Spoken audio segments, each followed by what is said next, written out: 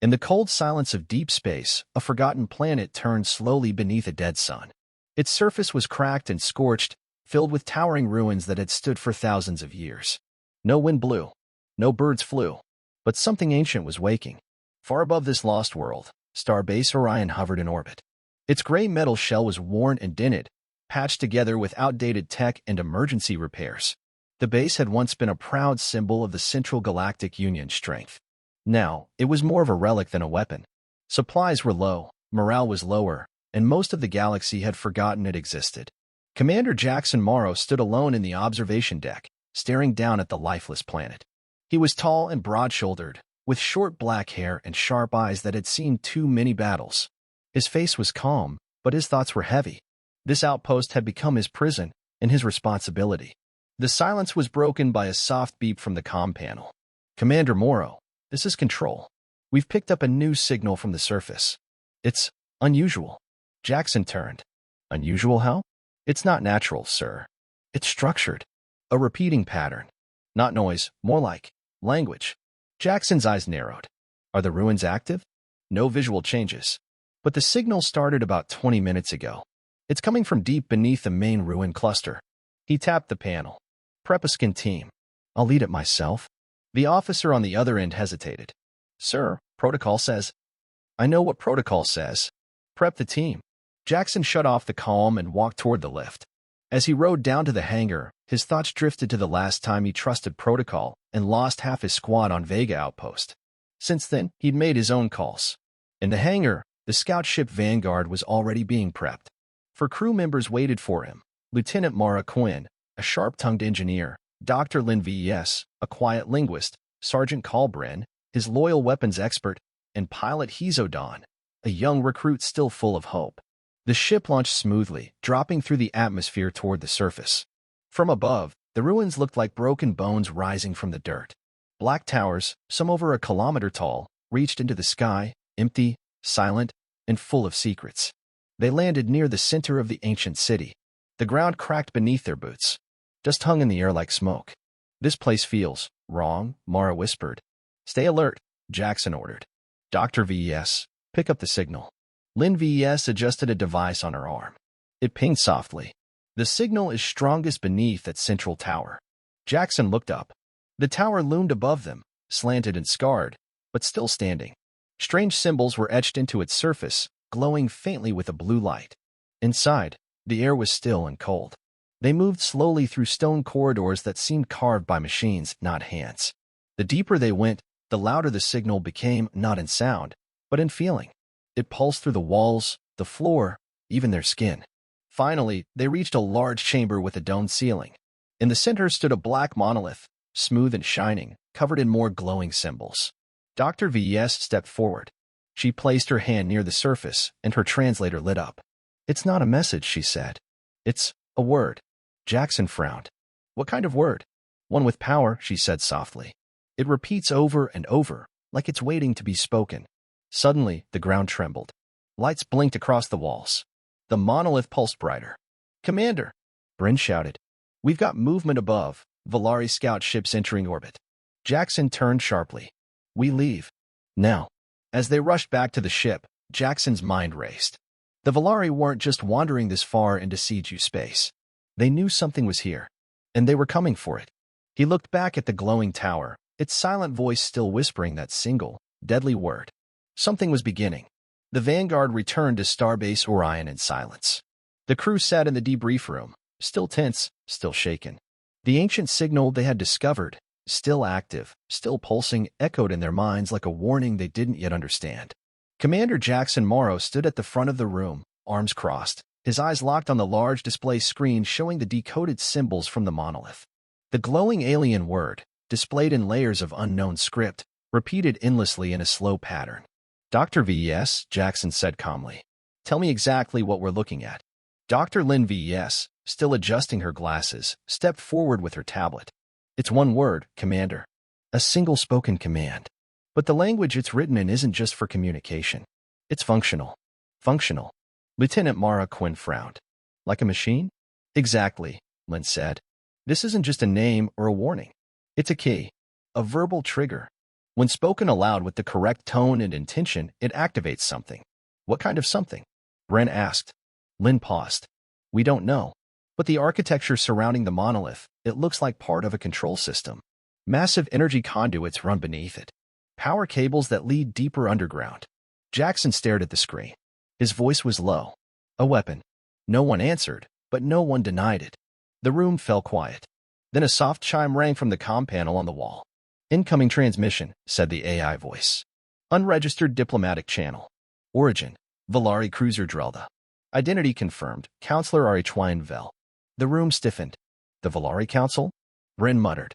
What the hell are they doing out here? Jackson stepped over and accepted the call. The screen flickered, then cleared to reveal a tall, thin Valari figure dressed in dark ceremonial robes. His skin was pale and smooth, with faint blue veins beneath the surface. His eyes were sharp and cold. His voice, when he spoke, was calm but carried weight. Commander Jackson Morrow, said Counselor RHY Vel. It is a quiet honor. Jackson didn't blink. Didn't expect a Valari diplomat this far out on the border. Diplomat, yes. But not by accident, RHY replied. We both know there are no accidents near the planet you orbit. Jackson's expression didn't change. What do you know about it? Enough to offer you a warning, RHY said, folding his hands. There is a word hidden beneath that world. An ancient word. We call it Shatal. In your tongue, it means breaker. Lin Vs froze. Your linguist is clever, RHY added, glancing toward her. She knows that the Ver didn't build weapons like yours. They didn't fire missiles or drop bombs. They created weapons of language. Commands that changed matter. Spoke to the stars. Opened voids. And ended civilizations. So you knew it was here, Jackson said. I knew it might be, RHY replied. We've been watching for decades. And now that it's waking, the galaxy will watch too. Jackson's tone hardened. Why warn me? RHY leaned forward. Because I do not want that word spoken again. And because your government might want to use it. We follow protocol, Jackson said flatly. RHY chuckled once. Do you? The transmission ended without another word. The crew sat in stunned silence. Mara was the first to speak. Commander, this just became bigger than all of us. Jackson nodded slowly. We need to secure the ruins. Set up a field base at the landing site. Dr. V, yes. I want full translation records of every symbol. Quinn, get the engineering team ready for long-term operations. And if the Valari return? Bren asked. Jackson turned to him. We prepare for them, but we don't fire unless they do. He left the room and walked down the corridor toward the command deck. Outside the viewing window, the dead planet turned slowly, silent and still. His comm buzzed again. A new message. Encrypted. Origin. Central Galactic Union High Command. Jackson opened it. A short message blinked on the screen. Retrieve the word. Secure the ruins. Do not share findings. Full blackout. He stared at the words, jaw clenched. They wanted the weapon, and they didn't want peace. For the first time in a long while, Jackson Morrow felt something he hated. Doubt.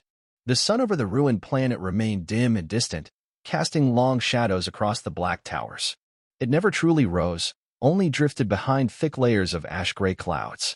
Starbase Orion, still holding its orbit above, became a different place in the days that followed. Inside the station, the tension was rising. Commander Jackson Morrow stood before a large holodisplay in the operations center, watching the alien symbols spin slowly in midair. The ancient word pulsed softly, repeating itself in silence. The symbols were elegant, almost beautiful, but something about them felt heavy, dangerous. Behind him, Dr. Lin Vs stepped forward with a data pad. Her eyes were tired, her voice low. I've finished the primary translation, Commander. Jackson turned. Go on. The word is Shatal. Counselor RHY wasn't lying. It's not just a name, it's a command, a spoken trigger. Think of it like a voice-activated system, but on a scale we've never imagined. System for what? Jackson asked. Lin hesitated. The Ver didn't leave any weapons behind. No warships, no launch sites. But they left this. According to their structure and language, this word could manipulate energy at a planetary level. You mean, destroy a planet? Or a star? Silence fell in the room. Jackson looked away from the screen. He had seen powerful weapons before, orbital cannons, fusion missiles, antimatter warheads, but this was different. This was something you didn't fire or build. You spoke it, and it listened. He walked to the viewport and stared out into the stars. Behind him, Lin said quietly. There's something else. The signal isn't just repeating, it's calling, sending a pulse across the sector. If others are listening, they'll come. That same moment, a comm alert flashed on the console. Commander, the officer on duty called out. A Valari diplomatic shuttle is approaching. One life form aboard. Requesting permission to dock under a flag of truce. Jackson's jaw tightened. Let him in. Minutes later, Counselor Archwine Vell stepped into the conference chamber, his dark robes flowing around him like liquid smoke. He walked with grace, but his eyes missed nothing. Jackson waited at the table, arms folded, posture straight. You came alone, Jackson said. Archwine nodded. Because this matter does not belong to governments or war councils. It belongs to those who understand what's at stake. Then speak. Archwine sat across from him, calm and composed. You've seen the word. You've felt its pull. Your people want to harness it. That is a mistake. We haven't made a decision. RHYN's voice turned sharp. Your silence is a decision. Your union does not seek peace, Commander. It seeks control. And this word, this breaker, is not meant to be controlled. Jackson didn't respond. Archwine leaned forward. The last time that word was spoken, 12 systems vanished. The Ver destroyed themselves. They built a language too powerful to survive. Jackson met his gaze. Then why didn't your people destroy the ruins? We tried. The structure regenerates. The word remembers. You cannot erase it. You can only silence it. Jackson thought for a moment. What do you want? Archwine answered simply. Let it sleep. Seal the ruins. Leave this place behind. Do not give your leaders what they crave. Jackson stared at him. If I do that, the siege will send someone else. Someone who won't ask questions. Then you must act before they do. Later that evening, alone in his quarters, Jackson stared at the encoded message from CGU High Command. It was still blinking, still waiting. Retrieve the word. Secure the ruins. Do not share findings. He replayed the conversation with Archwine in his mind.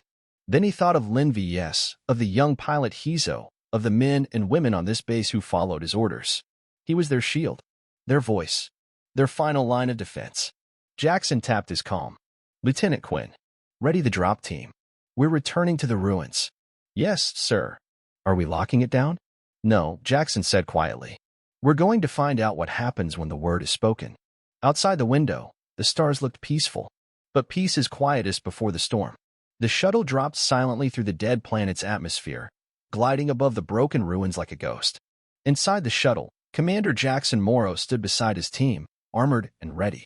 His face was calm, but his mind raced. They were going back to the heart of the storm, the alien chamber where the ancient word waited in silence. Beside him, Lieutenant Mara Quinn ran a systems check, her voice low and focused. Sergeant Colbrin cleaned his rifle, eyes sharp. Dr. Lin Vs clutched a secure data pad close to her chest, holding the translated data. Pilot Hizodon kept his hands steady on the controls, though sweat trickled down his neck. Jackson had chosen this team carefully. He trusted each of them. At least, he thought he did. They landed near the central tower. The base camp had already been set up days earlier. Lights, scanners, and a small power hub surrounded the monolith chamber. The energy readings had increased since their last visit. The word was no longer dormant. It was awake, listening. As the team made their way into the ruins, Jackson's comm pinged. He tapped it. Commander, said the voice from Starbase Orion. We have a problem. A Siege command cruiser just dropped out of warp above the station. No warning. They're transmitting override codes and requesting immediate control of the facility. Jackson's eyes narrowed. Orders. They won't say. But they're armed. Jackson cut the comm and looked at his team. Move faster. We're out of time. They reached the chamber within minutes. The monolith stood tall in the center, glowing brighter than before. The symbols rippled like liquid light across its surface. Dr. Vs stepped forward and opened the data pad. It's reacting to our presence. Is it safe to activate? Jackson asked. Safe? No, she said. But if we want to understand it, now is the only chance. Just then, a voice echoed from behind. You won't get that chance, Commander. The team spun around. From the shadowed corridor, 5 soldiers entered the chamber, heavily armed, wearing the insignia of Central Galactic Union Black Ops. At the front of the group stood Major Elric Dane, a hard-eyed officer with a deep scar across his temple. He pointed his weapon at Jackson without hesitation. This operation is under siege control now, Dane said coldly. Step away from the artifact. You're making a mistake, Jackson said. No, Commander. You made the mistake when you hesitated to follow your orders. Jackson's fingers tightened around his weapon, but he didn't raise it. He glanced at his team and saw Mara Quinn step forward slowly. "Mara?" he asked. She didn't meet his eyes. "I received sealed instructions from High Command," she said. "If you didn't secure the word, I was to take over the mission." Jackson felt like the ground shifted beneath him. "You lied to me?" he asked, voice flat. "I followed orders," she said. Dane stepped closer to the monolith. "We're taking the word. Upload the full translation, Dr. VS." Lin held the datapad tighter. "No." He aimed his weapon. "Now." Everything happened in seconds. Call Bryn shoved Lin behind cover. Hizodon drew his sidearm.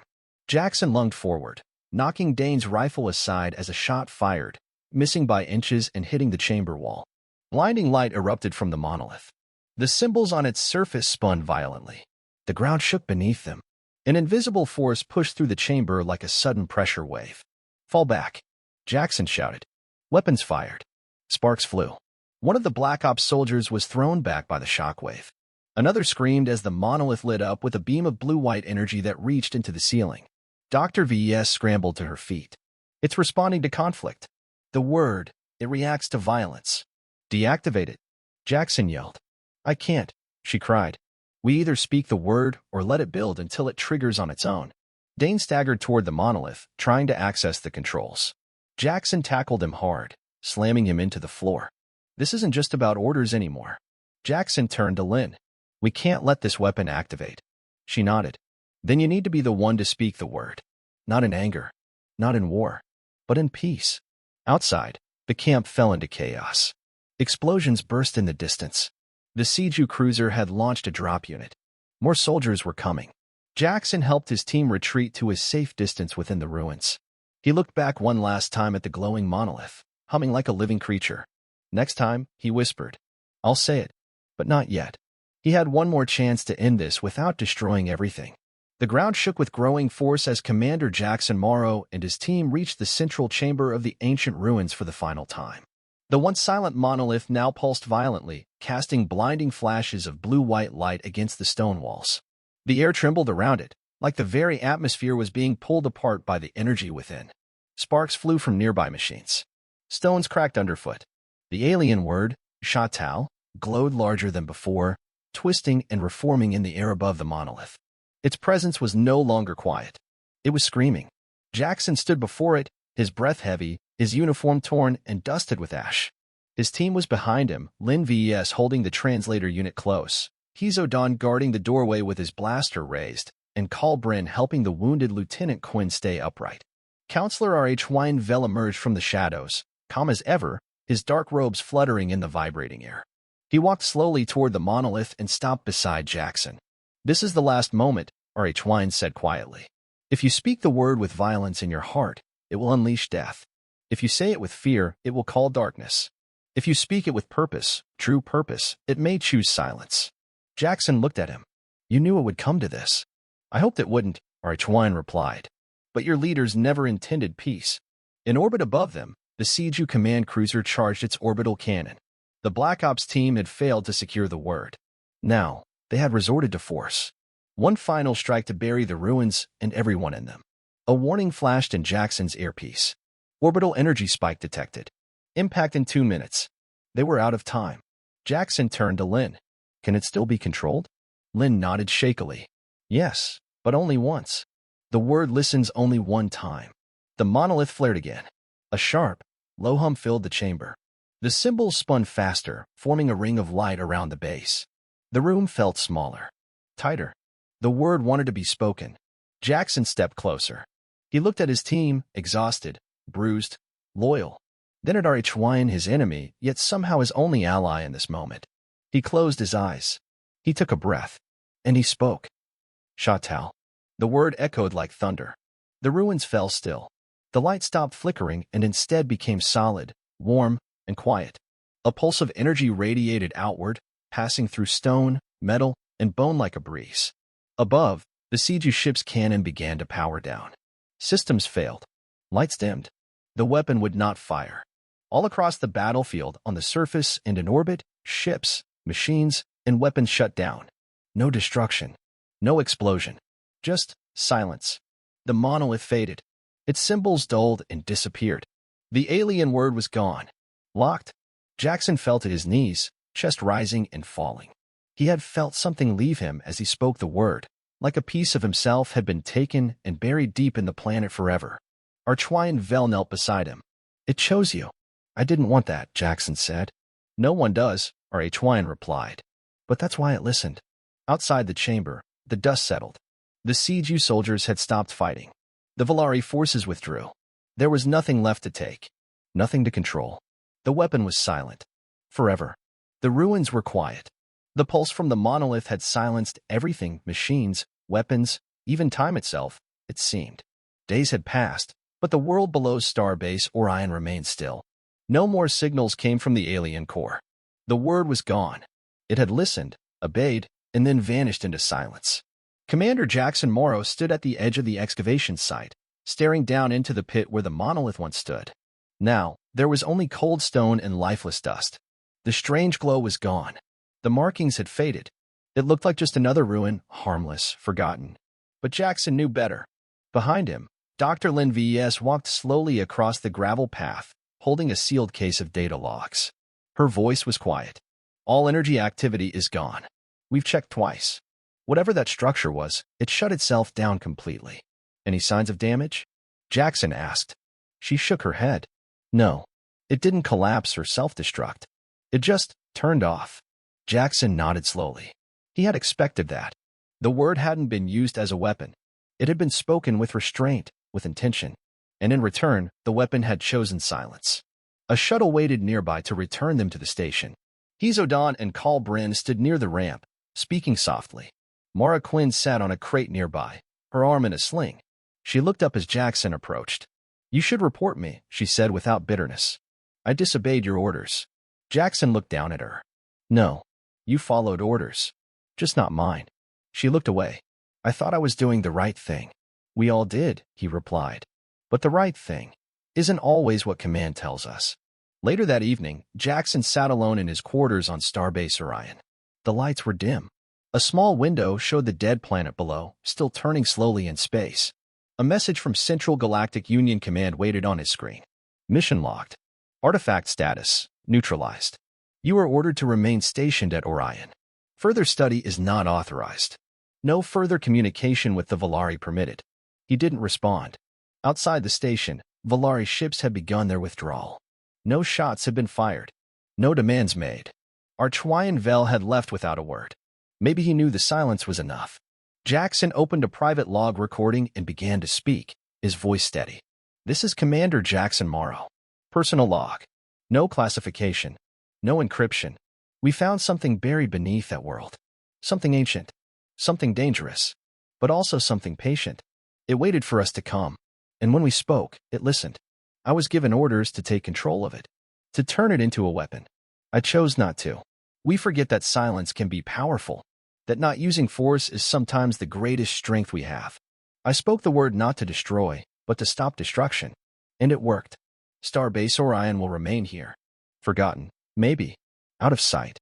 But not out of purpose. We'll protect this place now, not to hide power, but to guard the choice we made.